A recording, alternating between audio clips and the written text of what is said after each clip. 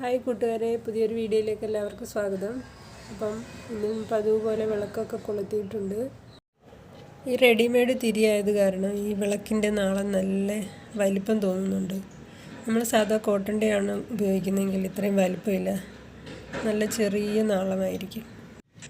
ഞാനൊരു പ്രത്യേക ആഗ്രഹം പറഞ്ഞാണ് നമ്മുടെ ഈ ബ്രഹ്മദീപം കൊളുത്താൻ തുടങ്ങിയത്. പക്ഷേ ഇപ്പോൾ തോന്നുന്നുണ്ട് ആഗ്രഹം സാധിച്ചു കിട്ടിയാലും റെഗുലറായിട്ട് എനിക്കിത് കണ്ടിന്യൂ ചെയ്യണമെന്ന് തോന്നുന്നുണ്ട്. മനസ്സിനൊരു പോസിറ്റീവ് എനർജി കൂടുതലായിട്ടുണ്ട് ഇപ്പോൾ.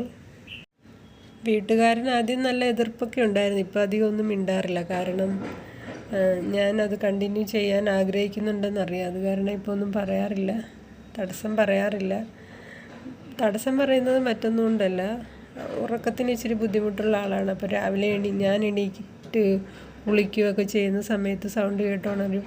ഒരു പ്രാവശ്യം ഉണർന്നു കഴിഞ്ഞാൽ പിന്നെ ഉറങ്ങാൻ ഭയങ്കര ബുദ്ധിമുട്ടുള്ള ആളാണ്. ഉറക്കം കിട്ടാറില്ല, ഉറക്കം കുറവുള്ള ആളാണ്. അത് കാരണമാണ് ഈ തടസ്സം പറഞ്ഞുകൊണ്ടിരുന്നത്. ഇപ്പം അതുമായിട്ട് പൊരുത്തപ്പെട്ട് വരുന്നുണ്ട്. ഞാൻ ഏറ്റവും അധികം സ്നേഹിക്കുന്നത് എൻ്റെ ഭർത്താവിനെയാണ് കേട്ടോ. എന്നെ ഒരുപാട് സ്നേഹിക്കുകയും സപ്പോർട്ട് ചെയ്യുകയും ചെയ്യുന്ന, എന്നെ കെയർ ചെയ്യുകയും ചെയ്യുന്ന ഒരു ഭർത്താവിനെ കിട്ടിയതിൽ ഞാൻ എപ്പോഴും ദൈവത്തിനോട് നന്ദി പറയാറുണ്ട്. ഒരുപാട് നല്ല ഗുണങ്ങളുള്ള മനുഷ്യനാണ് കേട്ടോ. എന്നെ മാത്രമല്ല സ്നേഹിക്കുന്ന, അച്ഛനമ്മമാരെയും സഹോദരങ്ങളെയും മക്കളെയും എല്ലാവരെയും ഒരുപോലെ കെയർ ചെയ്യുന്ന ഒരാളാണ്. പിന്നെ കുറച്ച് മുൻകോപമുണ്ട്, അല്ലാതെ ആൾ നല്ല മനുഷ്യനാണ്. അപ്പോൾ എന്തെങ്കിലും ദേഷ്യപ്പെടുന്ന സമയത്ത് ഞാൻ സൈലൻ്റ് ആകാറുണ്ട്. അന്നേരം വീട്ടിൽ പ്രശ്നങ്ങളൊന്നും ഉണ്ടാകാറില്ല. നമ്മൾ ആൾക്കാരെ മനസ്സിലാക്കി നിന്ന് കഴിഞ്ഞാൽ നമ്മുടെ ജീവിതത്തിൽ പ്രശ്നങ്ങളൊന്നും ഉണ്ടാകില്ലെന്നാണ് എനിക്ക് തോന്നുന്നത്. നമ്മുടെ ജീവിതത്തിൻ്റെ ഏറിയ ഭാഗവും നമ്മൾ ചിലവഴിക്കുന്നത് നമ്മുടെ പങ്കാളികളോടൊപ്പം തന്നെയാണ്. അത് ആണായാലും പെണ്ണായാലും അങ്ങനെ തന്നെയാണ്. ചെറുപ്പകാലത്ത് നമ്മളെ അച്ഛനമ്മമാർ വളർത്തി വലുതാക്കും. അത് കഴിഞ്ഞ് വിവാഹത്തിന് ശേഷം പിന്നെ പങ്കാളികളോടൊപ്പം തന്നെയല്ലേ. മക്കളുണ്ടായി കഴിഞ്ഞാലും അവരവരുടെ ജീവിതം നോക്കി അവരവരുടെ മേഖല തിരഞ്ഞെടുത്ത് പോകുമ്പോൾ പിന്നെ നമുക്ക് തുണയായിട്ടുള്ളത് നമ്മുടെ പങ്കാളി തന്നെയാണ്. അപ്പോൾ ഇന്ന് ഞാൻ വെറ്റില ദീപം കൊളുത്തിയിരുന്നു കേട്ടോ. ദീപമൊക്കെ കൊളുത്തി ചായ ഇട്ട് കുടിച്ചതിന് ശേഷമാണ് പിന്നെ വീഡിയോ എഡിറ്റ് ചെയ്യുന്നത്. കട്ടൻ ചായയാണ് കേട്ടോ, പാൽ ചായ ഉപയോഗിക്കാറില്ല. ഞങ്ങൾ രണ്ടുപേരും ചായ കുടിക്കാറുള്ളൂ. അപ്പം ചായ ഒഴിച്ച് കുടിച്ചതിന് ശേഷം പിന്നെ നമ്മൾ കഴിഞ്ഞ ദിവസം കൊണ്ടുവന്ന മാങ്ങയും ഉള്ളിയൊക്കെ ഉണ്ടല്ലോ, മാർക്കറ്റിൽ പോയി വാങ്ങി, അതെല്ലാം ഒന്ന് സെപ്പറേറ്റ് ആക്കി വെക്കണം. എല്ലാ വർഷവും ഞങ്ങൾ ഇതുപോലെ വാങ്ങിക്കാറുണ്ട്. മാങ്ങയും ഉള്ളി പിന്നെ ഗോതമ്പ്, അരി ഇങ്ങനെയെല്ലാം മേടിച്ച് സേവ് ചെയ്ത് വെക്കാറുണ്ട് ഒരു വർഷത്തേക്ക്. ഇവിടെയൊക്കെയുള്ള ആൾക്കാർ കൂടുതലും അങ്ങനെയാണ്. മാങ്ങയൊന്നും നമ്മൾ ഒരു വർഷത്തേക്കല്ല സേവ് ചെയ്യുന്നത്, സീസൺ ആകുമ്പോൾ വാങ്ങിക്കുന്ന ഫ്രൂട്ടാണത്. ആപ്പിള് ഒന്നിച്ച് മേടിക്കാറുണ്ട്. പിന്നെ മഹാരാഷ്ട്രീയൻ ഫ്രണ്ട്സ് ഉണ്ട് അദ്ദേഹത്തിന്, അപ്പോൾ അവരൊക്കെ വാങ്ങിക്കുമ്പോൾ അവരുടെ കൂട്ടത്തിൽ വാങ്ങിക്കുന്നതാണിത്. അപ്പം ഈ ഉള്ളിയൊക്കെ കുറച്ച് നാൾ ഉപയോഗിക്കും. ചില സമയത്ത് ഉള്ളിക്ക് ഭയങ്കര വില കൂടാറുണ്ട്, അത് കാരണമാണ് അവരിങ്ങനെ വാങ്ങിച്ച് വയ്ക്കുന്നത്. അപ്പോൾ ഉള്ളി കിലോയ്ക്ക് 13 രൂപ വെച്ചാണ് കിട്ടിയത്. ഇപ്പം മാർക്കറ്റിൽ 20 രൂപ വിലയുണ്ട്. ചിലപ്പോൾ അത് കൂടാറുണ്ട്, ചിലപ്പം കുറയാറുമുണ്ട്. അപ്പോൾ ഇത് ചാക്കോടെ എടുക്കുമ്പോൾ ഇതിൽ ചീത്തയായത് കാണും, പിന്നെ നല്ല ക്വാളിറ്റി ഉള്ളത് കാണും, തീരെ പന്നലായിട്ടുള്ളതും കാണും. അപ്പോൾ അത് സെപ്പറേറ്റ് ചെയ്ത് വെക്കും ഞാൻ.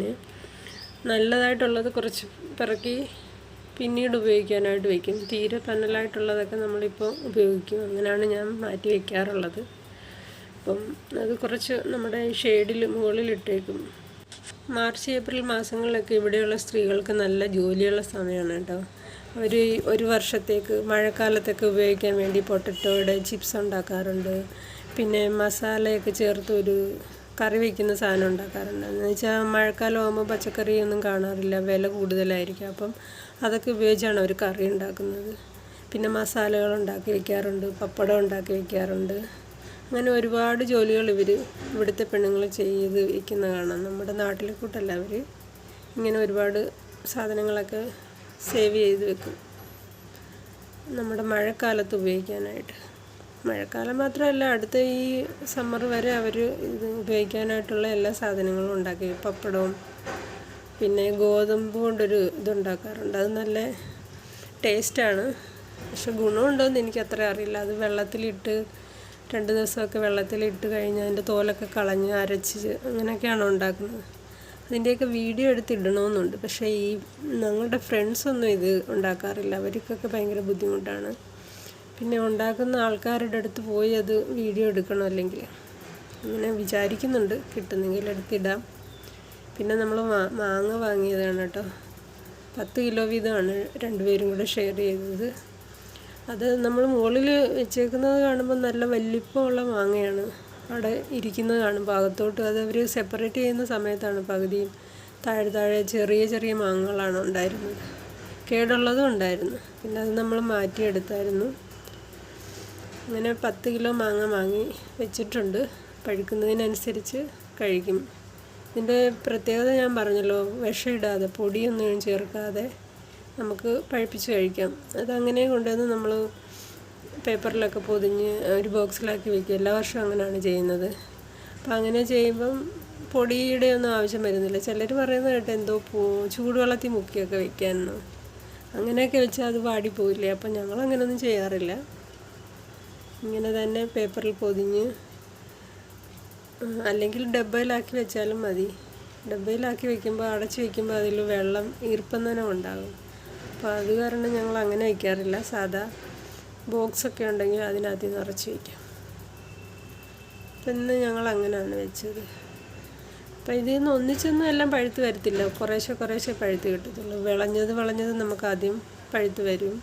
അപ്പോൾ അതിങ്ങനെ 2-3-4 എണ്ണം വീതമൊക്കെ ഓരോ ദിവസം എടുത്ത് കഴിക്കും. പിന്നെ അപ്പം ഇന്നത്തെ വീഡിയോ നിങ്ങൾക്ക് ഇഷ്ടപ്പെട്ടെങ്കിൽ ഒന്ന് ലൈക്ക് ചെയ്ത് സബ്സ്ക്രൈബ് ചെയ്തേക്കണേ.